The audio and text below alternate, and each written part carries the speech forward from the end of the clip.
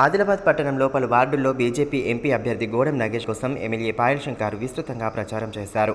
పట్టణ నాయకులతో కార్యకర్తలతో కలిసి ఆయన ఇంటింటికి బీజేపీ కార్యక్రమంలో పాల్గొన్నారు.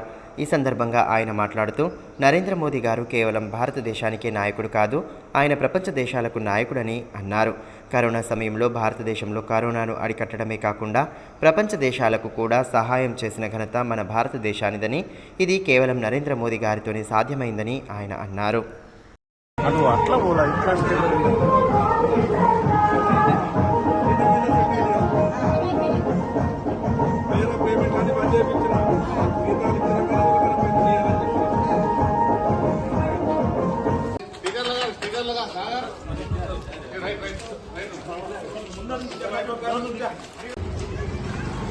భారత్ మాతా కీ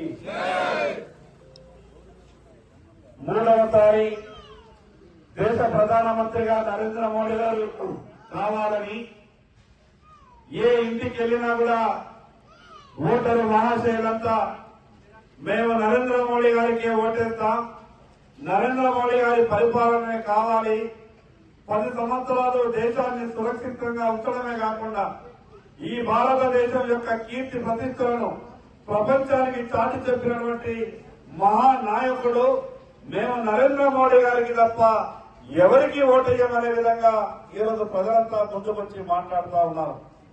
ఓటరు మహాశయులను ఆశీర్వదించవలసిందిగా విజ్ఞప్తి చేస్తున్నప్పుడు చిరునవ్వు చిందిస్తూ మేము వేసేది కమలం పువ్వు గుర్తుకి నరేంద్ర మోడీ గారికి మా మద్దతు అని ప్రజలంతా కూడా మాట్లాడుతూ ఉన్నారు.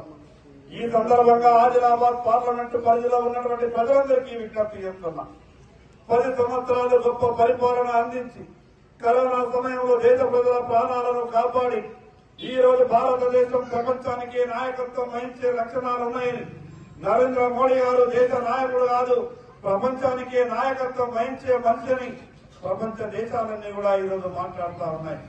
మరోపక్క కాంగ్రెస్ పార్టీ ఈరోజు మొన్న జరిగినటువంటి అసెంబ్లీ ఎన్నికల్లో అబద్దాలు మాట్లాడి ఆచరణకు అమలుకు సాధ్యం కానటువంటి హామీలు ఇచ్చి అధికారంలోకి వచ్చిన కాంగ్రెస్ పార్టీ మళ్లీ ఆ రకమైనటువంటి అబద్దాలు మాట్లాడి పార్లమెంట్ ఎన్నికల్లో లబ్ధి పొందాలనే ప్రయత్నం చేస్తా ఉన్నది.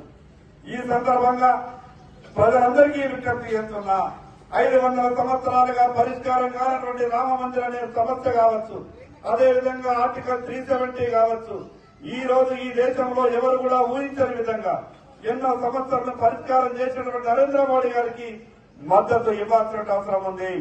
యువకులందరికీ విజ్ఞప్తి చేస్తా ఉన్నా, భారతదేశం బార్డర్ పై దేశ సైనికులు దేశానికి రక్షణగా ఏ రకంగా ఉంటారో, ఏ రకమైనటువంటి అనుభూతి కలుగుతుందో, దేశ రక్షణలో పనిచేస్తున్నటువంటి సైనికుల్లాగా అంతర్గత రాజకీయాలలో యువకులు కూడా ముందుకు రావాల్సిన అవసరం ఉన్నది. నరేంద్ర మోడీ గారికి మద్దతు ఇవ్వండి, మంచి పరిపాలన ఉండాల్సిన అవసరం ఉంది. ఇన్ని సంవత్సరాలుగా గతంలో కాంగ్రెస్ పార్టీ పరిపాలించినప్పుడు దేశం ఏ రకంగా ఉండే, నరేంద్ర మోడీ గారు ప్రధానమంత్రి అయిన తర్వాత ఏ రకంగా ఉన్నదో మనమంతా ఒక్కసారి అర్థం చేద్దాం. 13వ తారీఖు నాడు జరిగేటటువంటి పోలింగ్ లో భారతీయ జనతా పార్టీ పార్లమెంట్ అభ్యర్థి అయినటువంటి గోడెం నగేష్ గారిని నిండు మనతో ఆశీర్వదించి 3వసారి ప్రధానమంత్రి నరేంద్ర మోడీ కావడానికి భారీ మెజార్టీతో గోడెం నగేష్ గారిని గెలిపించవలసిందిగా ఆదిలాబాద్ ప్రజలందరికీ విజ్ఞప్తి చేస్తున్నా. భారత్ మాతా కీ, నరేంద్ర మోడీ నాయకత్వం.